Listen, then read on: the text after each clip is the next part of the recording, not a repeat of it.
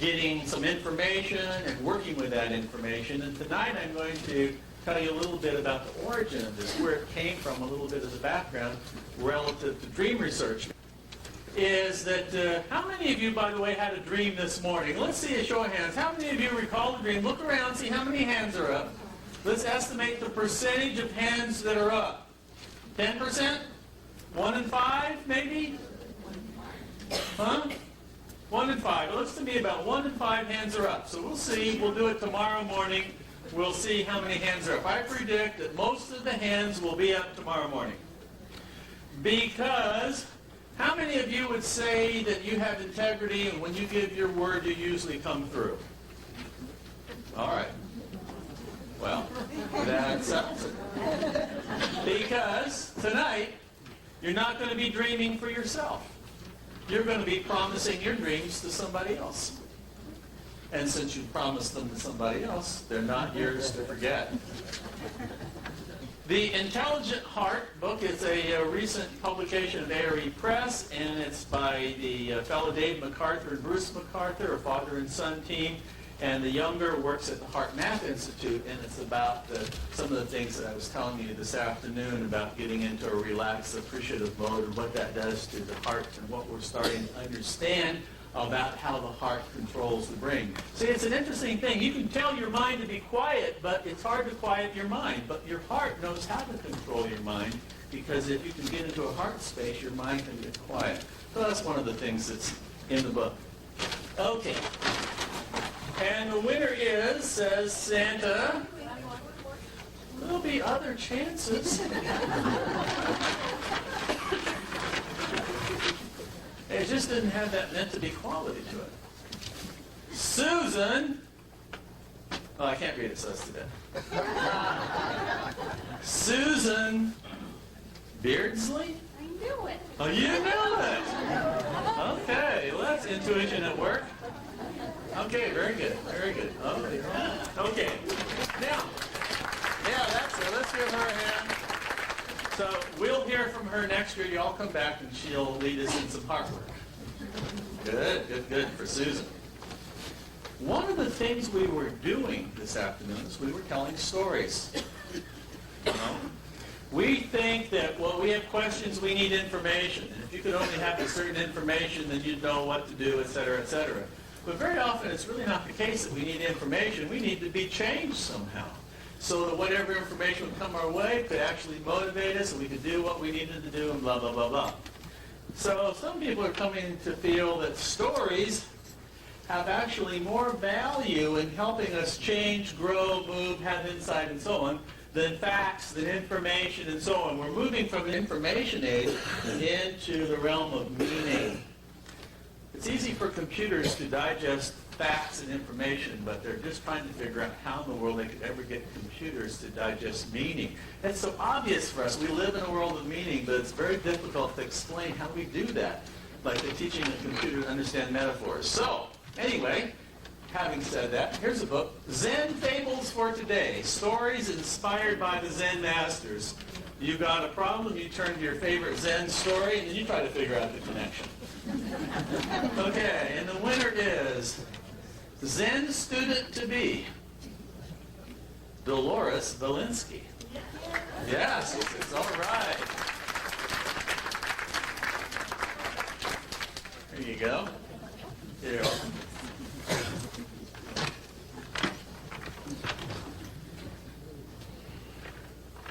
So here you get this middle-class lady. She has a heart transplant. And then she starts getting this strange appetite and impulses and desires. Yeah, well, turns out that where she got her heart was from somebody who totaled their motorcycle. And her story, A Change of Heart. Just one of the first of many that are coming out now talking about the memory that seems to reside in the cells of the heart muscle. So I thought that was interesting, you know, finding memories from the heart, each one a teaching story, to make impact on another person. And the winner is, all these ladies, you got a corner on the market here.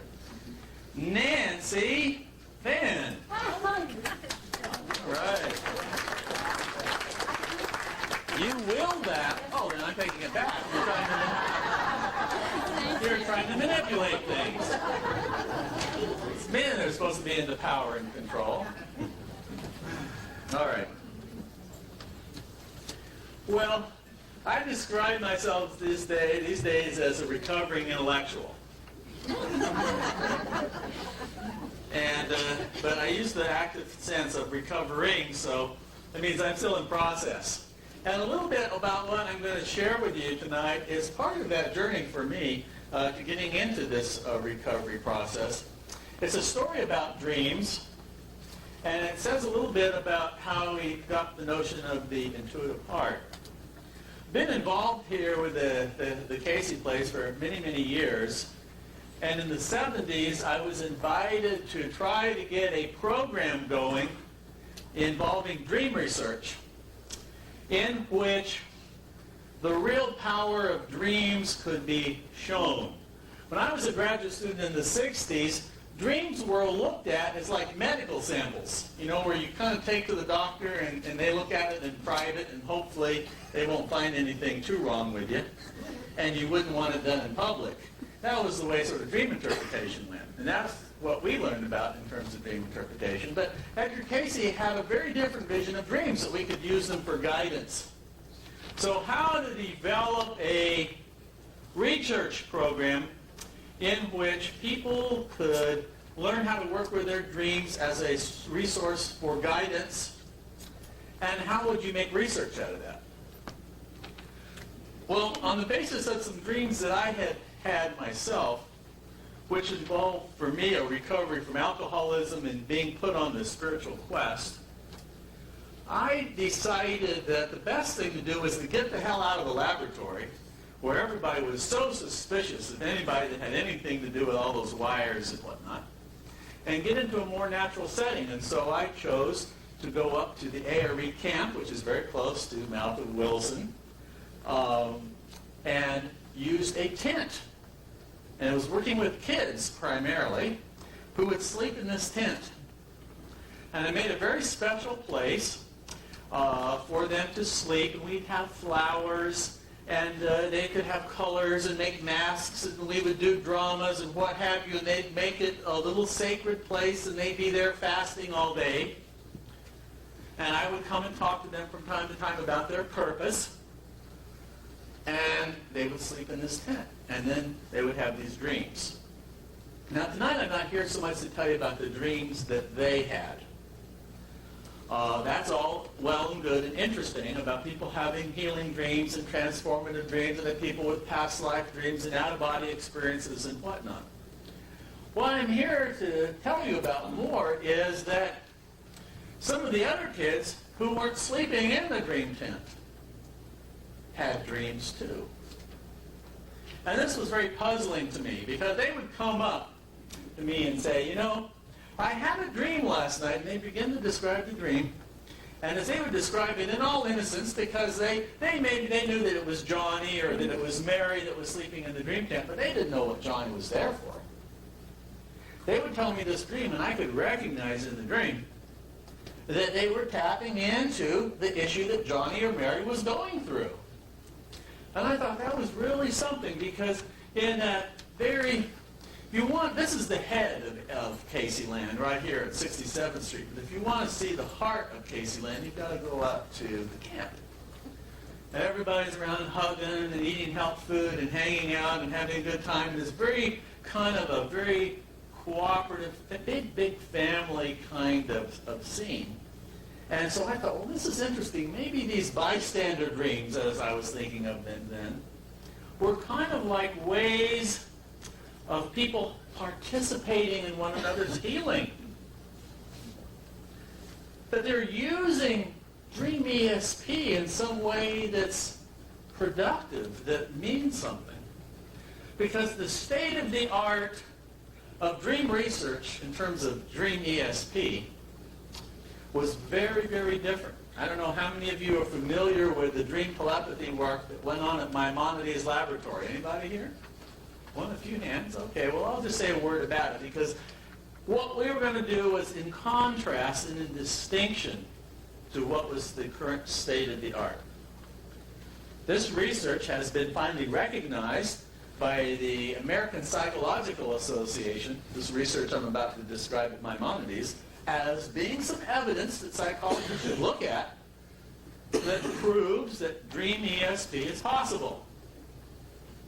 In that kind of work, you would come to the laboratory, say, let's test your dream ESP, and we'll hook you up with electrodes so we'll know when you're dreaming, and we'll harvest your dreams about every 90 minutes during the night. We'll wake you up and ask you what you're dreaming, and we'll record it. Meanwhile, in another room, somebody else is staying up all night trying to broadcast to you. And usually they have a picture or a photograph or something like that. And they're staring at this picture. And they're trying to beam this picture over to you while you're sleeping. And your job is to have that picture appear in your dream. So they harvest all your dreams, and the next morning, they put that picture and some other pictures all jiggled up together so you don't know which is which, as if you weren't psychic or anything. And you try to guess, which picture was the one that the person was staring at. And judges, they look at your dreams and they look at the pictures and they rank order them and they create numbers and they jumble the numbers up and put them through the computer and pop out statistics, proving that there's often a connection between the dreams that the person has and the picture that the other person was staring at. And this was state-of-the-art, proving the existence of dream ESP. But the whole process served no purpose other than that. Now, I had a good friend, Bob Vandekastle, was at the University of Virginia in Charlottesville, and he appears in the book on the Maimonides research because he was really good as a psychic dreamer, even though he was a research psychologist that didn't seem to reckon his psychic dreaming potential. So he was often brought into the lab to be the dreamer.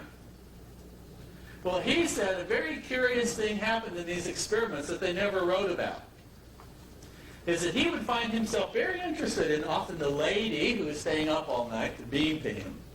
He'd be very curious about that person, and would typically have one dream that didn't have anything to do with these pictures. Like he said, there was this one time, and he was seeing all these Cupid dolls, and a Freud Cupid doll and a Jung Cupid doll, and this girl was sticking pins in them.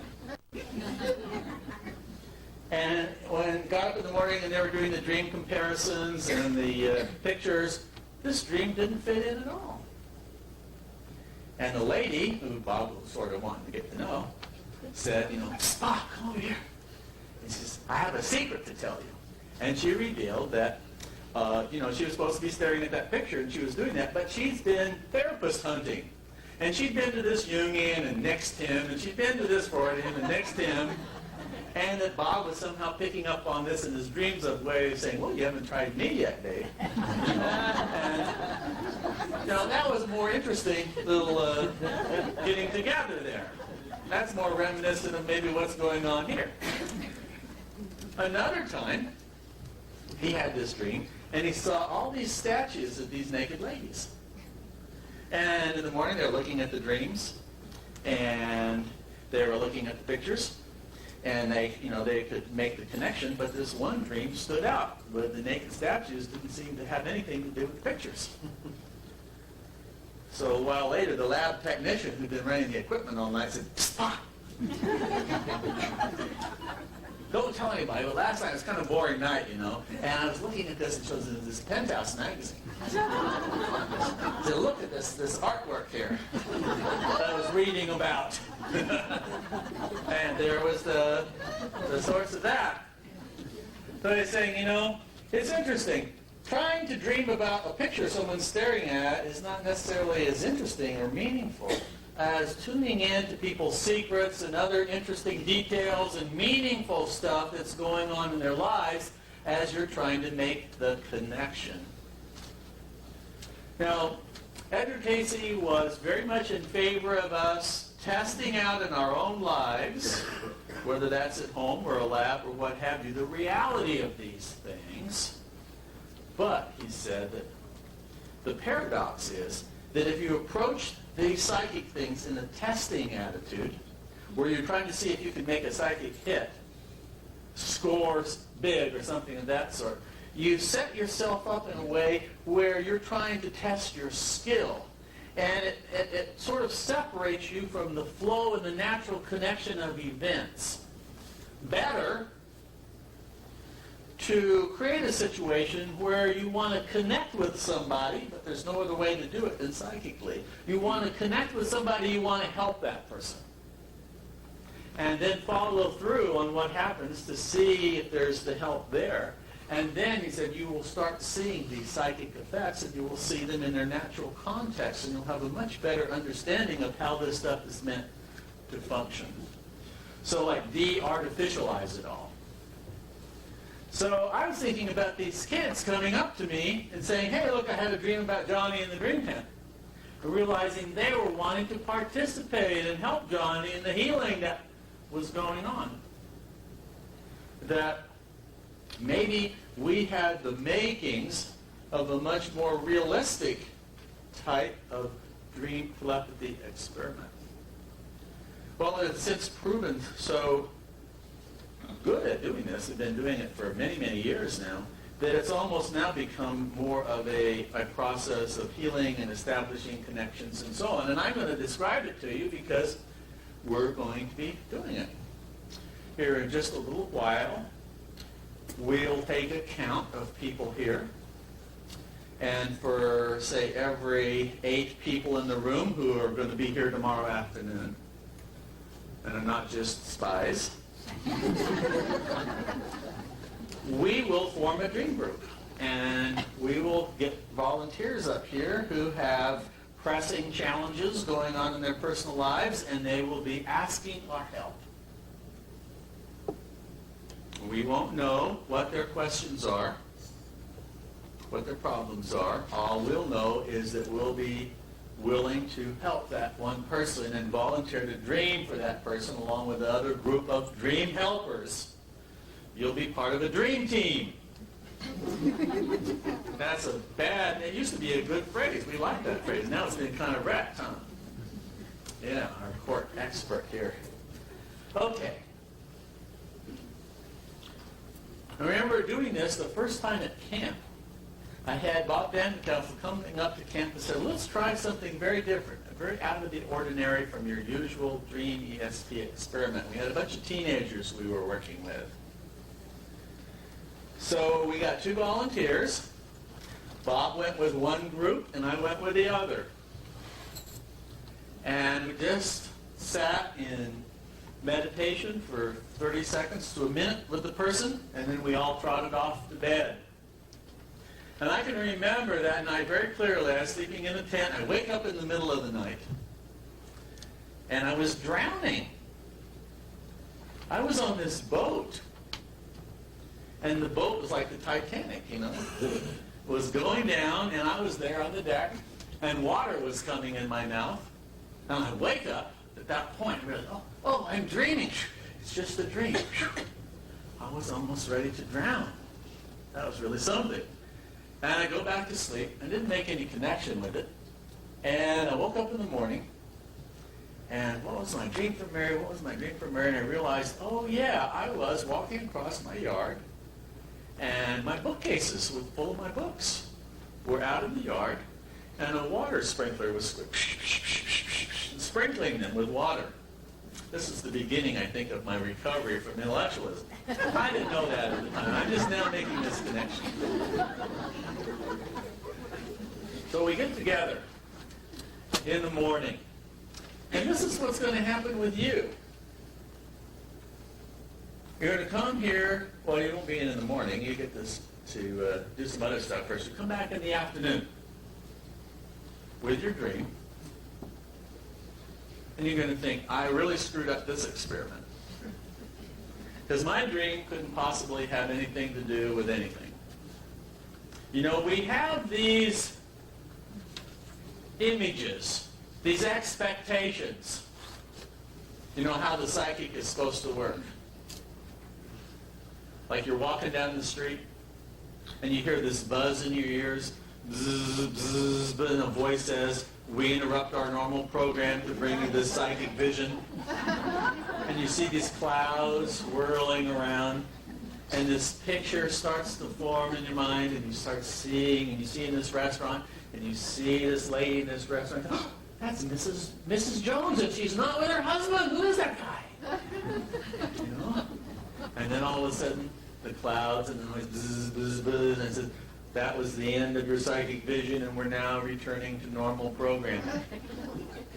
You think it's supposed to be something like that, you know, where you can say, me and my psychic vision, we're separate. That was my psychic vision. This is me. This is normal consciousness now. So you might assume that when you trot off the dream for this person, that you should come back in the morning and say, we're dreaming for Gil here, that you have this vision of Gil, and you see Gil there going to school and studying his books, you know, and looking over at his roommate and copying what his roommate's writing or whatever, and say, aha, my psychic vision here in my dream, and you bring that back. But it's usually not that way. Most of you will come back, most all of you will come back the next day with a dream that seems like you're an ordinary dream. And that's really important, because I think that in all of the fuss that's going to happen, you're going to forget this. I'll tell you now, maybe you can remind one another. The difference and change in your evaluation of your dream from the time you walk in the afternoon, from the time you leave at the end of our 2 hours together, your opinion of your dream is going to change. I walk into this group. Here I had this dream with my books getting watered. And think, oh, what does that have to do with anything? Well, we go around the group, and we all start telling our dreams. And the group that I was in, this lady said she had this dream that she was at this pool, the swimming pool. It's a big party going on, everyone's dressed up in tuxedos. And she heard some doctor's voice, like flying over in the clouds or something, and saying, water, water. And so that's interesting, because in my dream, I had this bookcase, and it was getting sprinkled. And now I come to think of it, there's something my mom was taking a shower or something.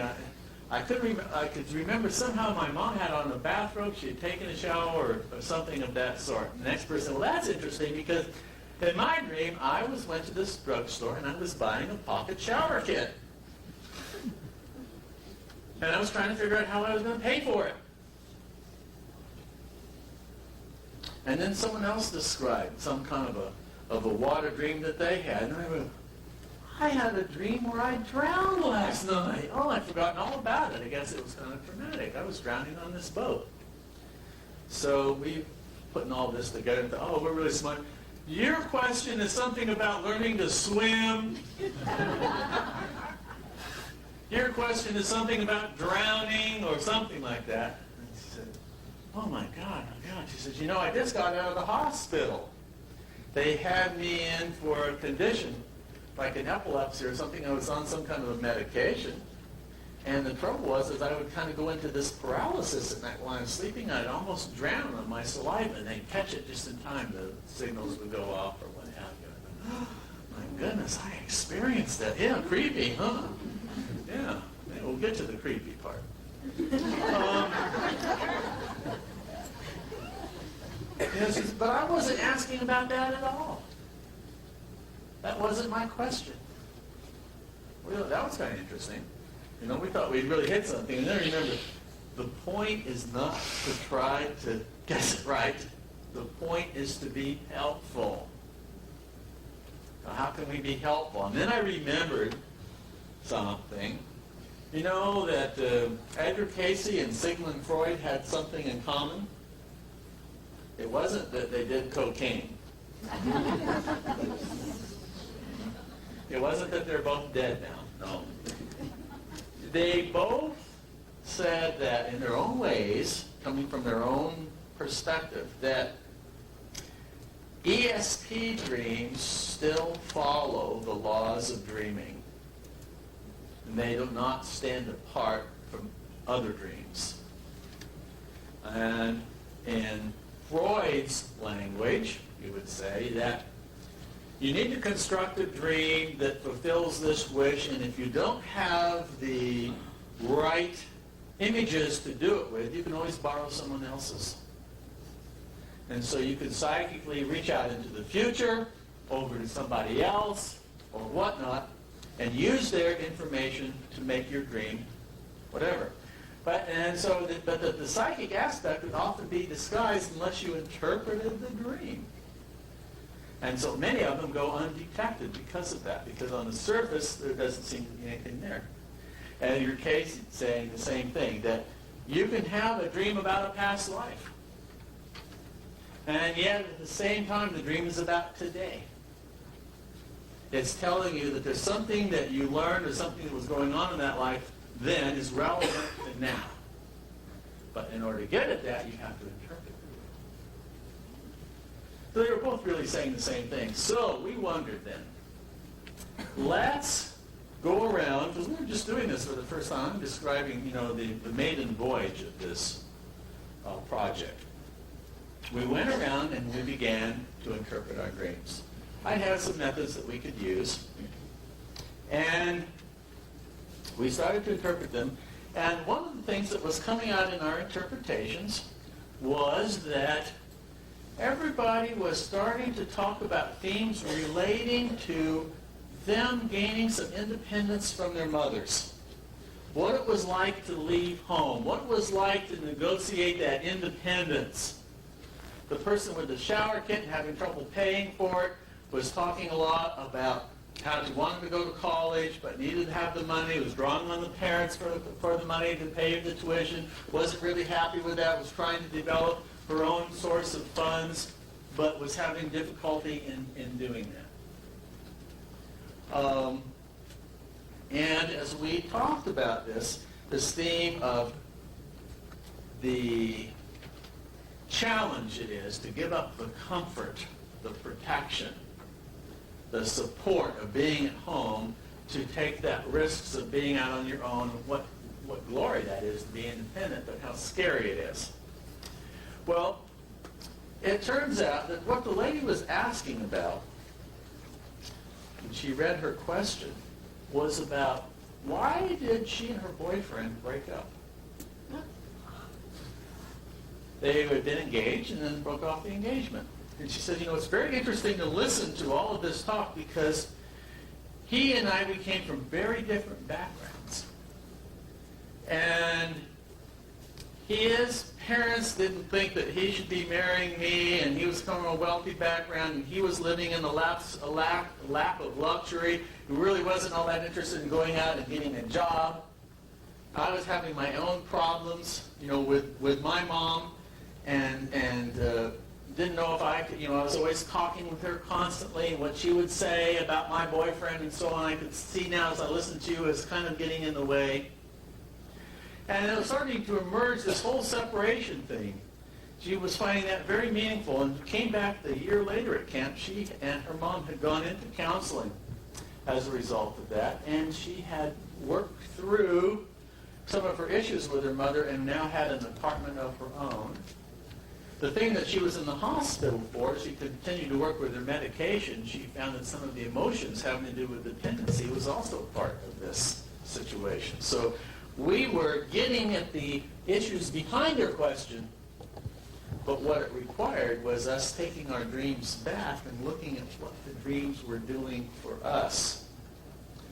And you may recognize, those of you who are astutely recognize some similarity in the pattern to what we were doing this afternoon. A new book on ESP that's come out, I think a very important book.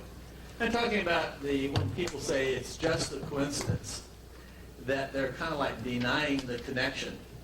Just like they say, are you and Johnny an item? Oh no, we're just friends. I mean, there's no connection there. But we got over with Bob's group. We said, hey Bob, what happened in your group? We had a lot of water dreams in ours, and water's kind of a frequent thing to come up in dreams. It's no big deal, is it? He said, well, it's funny because nobody in our group dreamt of water at all. Nobody. Everybody was dreaming about black and white. checkerboards, black and white cabs, newspapers. And in that case, what do you think the question was? What the hell asked in the 900 lines? Does he love me? Why did this relationship break up? Same question. Well, it turned out in that the girl's boyfriend was black. And when she heard the dreams, oh, it couldn't be that. No, I don't think you're right. So we call that experiment a failure because it wasn't that. But we thought it was interesting, that here's the same question but very different pattern of dreams. Well, I don't know, maybe 15 years later, I was at camp. We were doing one of these things. I was giving a little talk I can give it to you now. And a girl in the audience raises her and said, "That was me! That was me! I went back." And I told my boyfriend what you all had said, because he had never really explained it to me. And he hemmed and hawed. He said he'd been getting a lot of pressure from his friends. And he just couldn't tell me because he felt ashamed that he was giving in against his will. And that was what the problem was. And the group was right. Oh, that was interesting. Well, we've gone on and done it over the years many, many different times. And sometimes it's the difference in what the groups come up with. It's got these things, there's all these dreams. And people knit them together. They do whatever they want to make stuff fit and give everyone a good feeling. But it's not really like that. Once is working with some elder hostels people, some senior citizens who were major learners. And they came up to a thing on dreams, and I asked them how many of them had remembered their dreams recently. Nobody had, because it tends to decline with age. I said, well, I'll give you an anecdote for that. So we'll dream for one another. So they did that. And they had these fantastic experiences, and then some skeptics were saying, oh, well, I think, you could sort of say anything you want in these dreams and so on. You can hear it in their voice. It's just, you can hear the music. I said, well, let's just ask the people, let's get the people up here, let's talk about it. Well, this one group, the dreams had all these pictures of white buildings, white clothes, and so on. And they decided it was a medical problem, and that the dreams were pointing to make a change, make a change, make a change. And this other group, there wasn't any of that stuff. Instead, it was all family people, relatives, and so on. And they were analyzing the patterns and so on and stuff, and they said, you just have to let go. You can't make a change. Just forget it. Just let it be. Very different. Very different suggestions being given.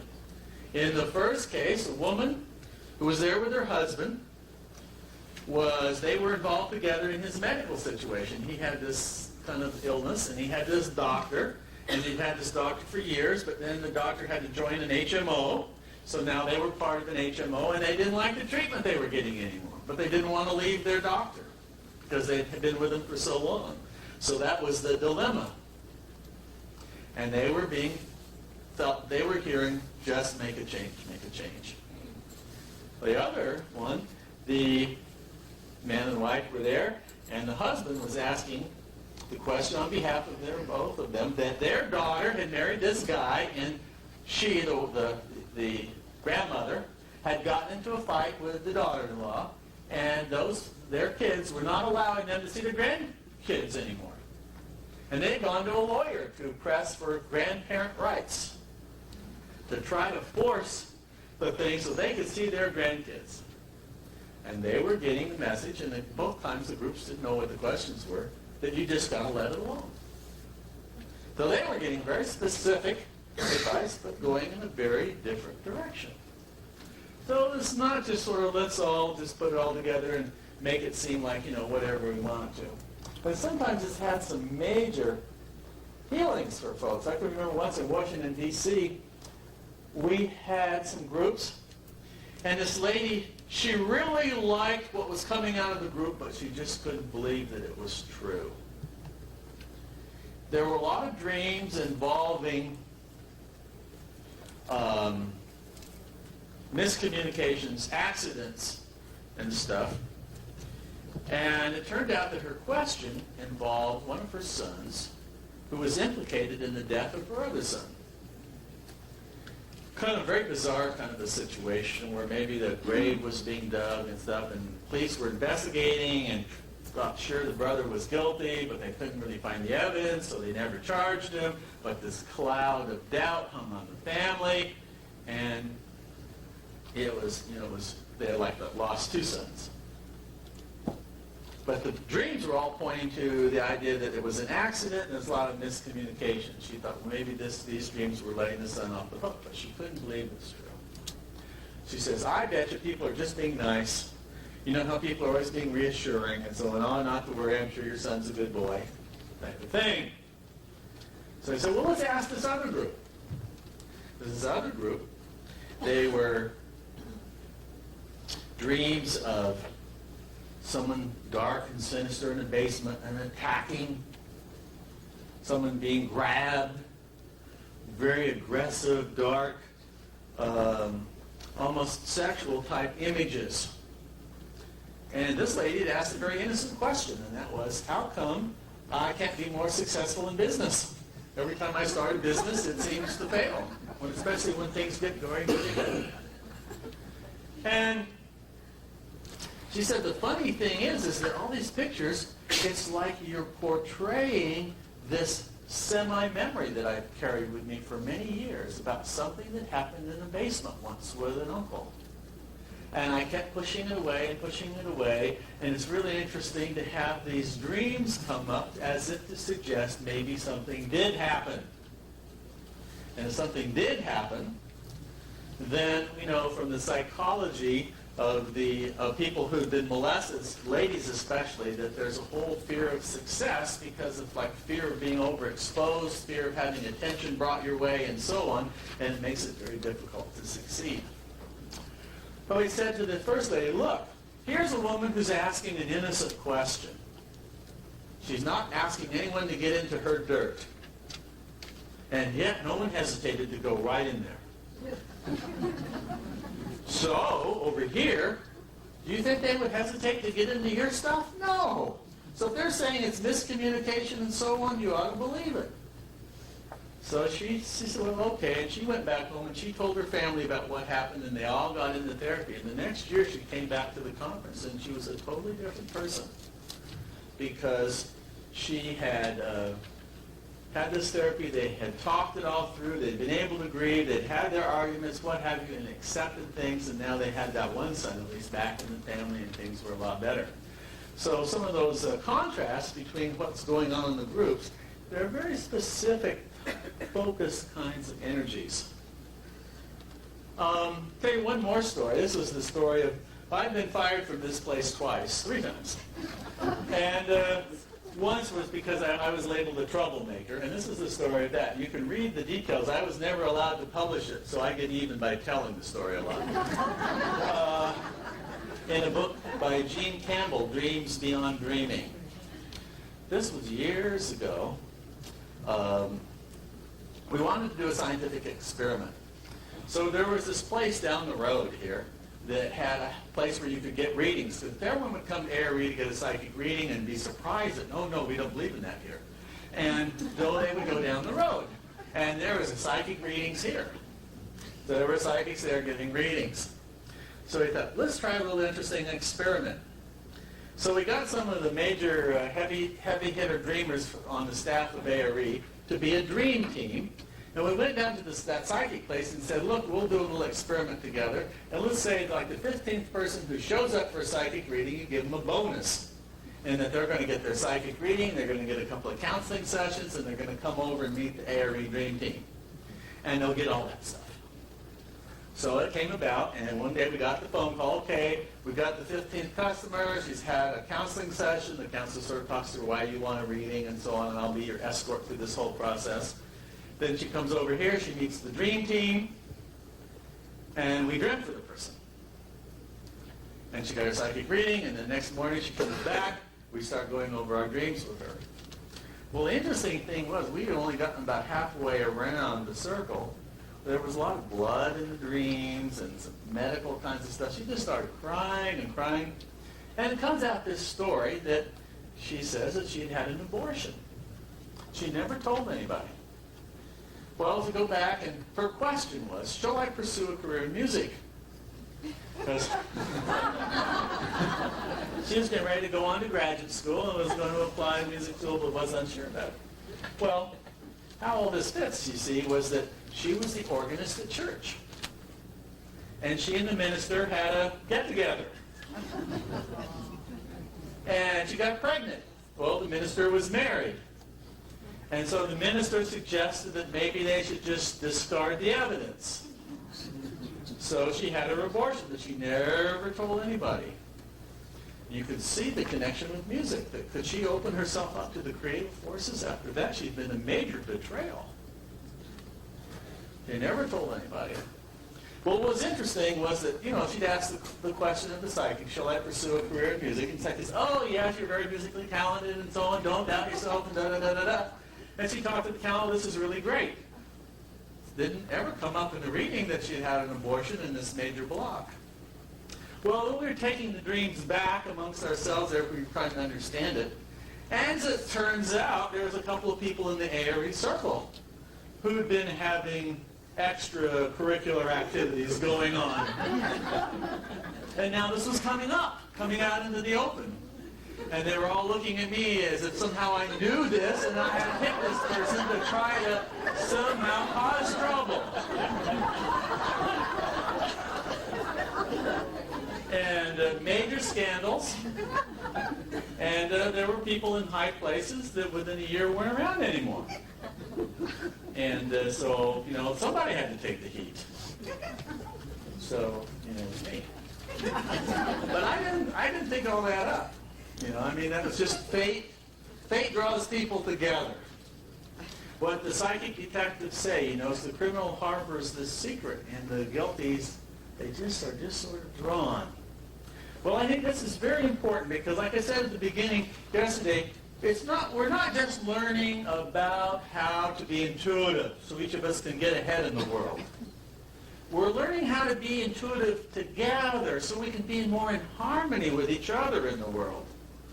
And the stories of paradise in which everybody's sort of hanging out and acting natural and everything works out fine just the way it is. You don't have to think about stuff and you don't have jobs and all that.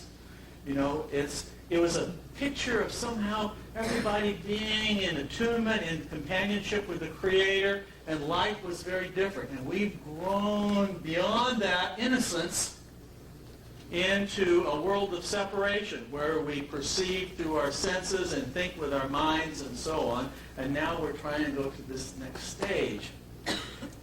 And what are some of the things that keep us separate is one of the things that's been driven through all of us is shame and guilt and things that make us feel that somehow we're different than others. And so a little barrier there. They say that shame is like a shield that we bring down between us and the Creator because we don't feel that we're worthy. So we all have this. It's part of the human condition. And when we get together and we dream for somebody, it seems as if we intuitively empathize. We don't know what their question is, but we can kind of resonate with what's going on with them. And what happens is it awakens memories in us, and each of us identifies with that situation from our own perspective.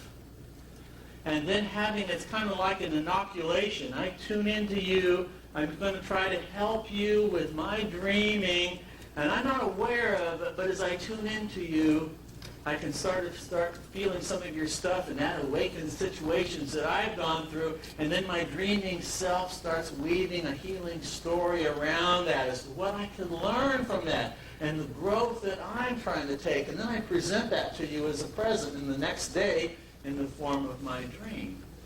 And other people are doing the same thing with their dreams. Everybody's coming at it from a different angle. In some ways, it's kind of like a model of creation in which we're all one, we're all of the human family, but each person has their own particular perspective, their own particular take. And as each person gives back to the situation and shares some, we start seeing the wholeness that's there. And as we take back and interpret it for ourselves, we can see where each person is coming from. This is where I got to see it was very important that in getting the psychic readings that we'd get more than one, because I had found that each psychic would come at this situation from their own particular vantage point, and if you just had one to listen to, it would seem like the absolute truth, because you would recognize something in what they were saying. But then as you would hear others, you would realize that there's many different approaches, there's many different ways of looking at this one kind of a situation. And we had, for example, once we had some psychics do some readings on what's going on here in this Dream Helper ceremony, what's happening. And one fellow, a name of Al Miner, who's moved back into this area now, used to live in Florida, and ARE had used him quite a bit for our psychic programs. Many years ago, we had done one of these Dream Helper ceremonies, and we just wrote to him in advance and said, on such and such a night, we're going to do an experiment, and we want you to interpret everybody's dreams, which at the time we hadn't had it yet. As he was noted for being able to interpret people's dreams without knowing them, and to describe what was going on in this process. So we did our dream process, and then a cassette came, and we listened to the cassette, and he went through and named each person and said what they could learn from their dream, and he described this process. And it was like he was saying that if you think of it as some kind of a flower, where, say, this is the person that we're dreaming for, and each person, by focusing their dreams on this person, sends them some healing energy. And then this person describes what it is as their issue. And as each of the dreamers then can see that here's their issue and here's their dream, and they start taking the dream back and seeing how it applies to themselves, then each person receives a little bit of healing for themselves. They understand a little bit more, like in that first case, understand a little bit more about feelings of dependency and what my dream is trying to do to help me understand and work with my dependency. As I then get healed and open up to that, then the energy that I am giving back to this person is even of a clearer and cleaner nature, which helps them open up some, and they in turn shed back to the other people. That we had created something like a healing amplifier that would go on and on and on and on for some time. Another psychic said that it was like one person who's being dreamt for was getting to decide where in the mind of God we would meet. And then everybody would go and meet there and describe that point, that human condition, from their own vantage point. And it would be kind of like a seminar. And that's one of the things that I think you might find is that you're finding that we're all dealing with similar things. We have a lot in common. We all have different stories to tell about dealing with these things. And one person has a way of providing a context for some of this information, these stories to come out in a way that's particularly touching and helpful. Okay, so I think that's enough of the description. What we want to do is let's get set up in some dream groups so we can have that going, and then we can go home for the evening. The first day of this conference is very tiring. How many of you feel a little tired? Yeah, right. You'll get your sea legs here as we go. So, what we need to do, I need a couple of volunteers to come up here to help me do the counting. If you're not going to be here tomorrow afternoon, then I would like you to please get up and move to the back so you won't be in the count, because we want to create a count and how many groups based on people who are planning on being here. So if you're not planning on being here in the afternoon, then please back up. Yes? Can I ask a question? Yes. What happens when you do not really, as far as I'm concerned, the amount of dreaming I've had in my whole life is really on one hand. Uh-huh. It dreams. Well, you're asking a question that many people have on their minds. How many of you are worried that you won't remember a dream tonight? No, okay. See, a number of people are concerned about that. Well, here's two things. First of all, I have found that one of the principles of the intuitive heart is that things that we won't do for ourselves we'll often do for somebody else. And I have shown many people that they do have the ability to remember dreams once I put them in a situation where they feel the need to reach out for somebody else and dream for them. They will make that extra effort or something happens. Okay, so that's one. We had a student of Margaret Mead who came to one of our ARE camp sessions for 2 weeks and studied this and said one of the major things that you see happening in this community whenever they have the Dream Helper ceremony is dream recall goes way up. Everybody's remembering dreams. What we're finding is that I can show you, I say you're a creative person. You're an intuitive person. You're a powerful dreamer. And you say, deny it, deny it, deny it. And I say, okay, that's fine. But now Johnny over here needs your help. Would you go and make a cake for Johnny? Oh, sure, I can do that. Would you help Johnny put together a little uniform? Oh, yeah, I can do that. What do you think Johnny ought to do? And you start giving Johnny some advice. And then, well, how about dreaming for Johnny? And then you have a dream for Johnny. And all of a sudden you find you can do all sorts of things for somebody else that you didn't think you had any of those abilities. If you'll do it for somebody else, not only it motivates you, but also you get out of your own way. And they say, look what you can do for somebody else. Now let's do this for you. So that's one. Secondly, tomorrow morning, if perchance you wake up and you have no dream, if that should happen, and you don't want to come to the party empty-handed, everyone else is going to be bringing presents. So you could write out stream of consciousness and fill a couple of pages of just stream of consciousness writing. That could be your bag. Or, what did we learn this afternoon? Make a heart, nothing.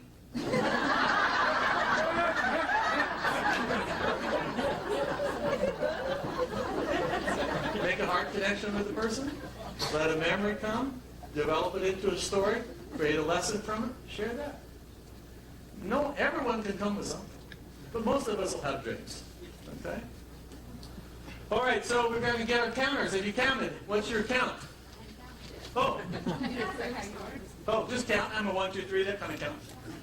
We start from. Okay, you're going to organize. All right, good. I'll give you some tips on dream recall. Drink plenty of water before you go to bed. Sorry, as soon as you leave here. Old Indian trick. But there's a seriousness to it because what happens is you wake up to go to the bathroom. You know when that happens? Right at the end of a dream period. It's true. So if you drink a lot of water, you wake up in the middle of the night to go to the bathroom, it'll be right at the end of the dream period. You just lie there and write down that dream. Another is that you can visualize as you go to bed. Visualize yourself waking up with a dream and have that pad right there and just sort of practice reaching over and writing it down. It was an interesting thing. I didn't mention about how this related to the intuitive heart, but I don't know, several years ago, I was at the University of Virginia at Charlottesville giving a presentation on the Dream Helper ceremony because we had done it there a couple of times. And I was reviewing with them all the scientific literature, all these scientist types, about all the attempts to influence dream recall that had been done in the history of research psychology. Hypnotizing people, giving them drugs, showing them movies, doing therapy, suggestions, all kinds of stuff to try to get them to dream about whatever they're supposed to dream about. You're going to dream about trees tonight. Stand up now like a tree. Here's some pictures of a tree. Tree, tree, tree, tree, tree, tree, tree, tree. Going to dream of trees. Be a tree. Look at trees. Think about trees. And people would sort of do it. They'd have it in a dream. They're there having a dance and so on. Look out the window. There was a tree there with my dancing and blah, blah, blah, blah, blah. And they'd mention the tree, but the dream wouldn't be really what it was supposed to be about. Dreams are really hard to control. So people can do it, but it's like the tide. It has its own spirit to it. I said, it's funny because in the Dream Helper ceremony, it was just occurring to me. In the Dream Helper ceremony, we've had people come together to dream for somebody else. An impossible task. You're supposed to dream guidance for somebody else, and you don't even know what the question is. And all these years we've been doing it, no one's ever asked me, well, what's the technique, Doc? And if they had, I wouldn't have known what to say. It never occurred to me about the technique. And the thing is, it happens while we're asleep. We don't know how we do it. We wake up and there's a dream, and you bring the dream in with the group, and because of the group you can compare the dreams and look for the patterns and so on, as I will show you tomorrow. You can pull the meaning out of the dreams and really see that the dreams really are focusing in on that person, really are trying to bring some help. So how in the world is it possible that people can do this impossible task with no instructions as to technique? When in all the scientific psychology of dreams, we bring technique galore, technology up the kazoo to try to harness the power of dreams, and it doesn't work. And it occurred to me that the difference is the intention, the purpose, that this really it evokes people's caring, their compassion, their hearts go out to the person, it works. And that was the beginning of realizing something about what we ultimately call the intuitive heart. It's when you reach out in compassion to somebody, it's an automatic act of empathy. That empathy is an intuitive type of process and shows how intuitive we can be. Okay, our counters. 56? 56 and 45. Okay, let me invoke the rational part of myself. 56 and 45. Is that correct? 1. Carry 1. 101. Okay. Divided by 8. 1. 21. 2. 12 groups. Okay, so now we need some paper. We need some volunteers for some paper. Who is paper rich? She is paper rich. Okay, so let me ask you this. Have you thought that maybe you'd like to be dreamed for? Okay, so here's what we're going to do. Pray work as hard as if everything depends upon you. Pray as hard as if everything depended upon me. That we're going to get some volunteers, but maybe we'll get 20 volunteers. Okay. All right. Okay. Okay. And we have pass one down. Okay, here we need a couple here.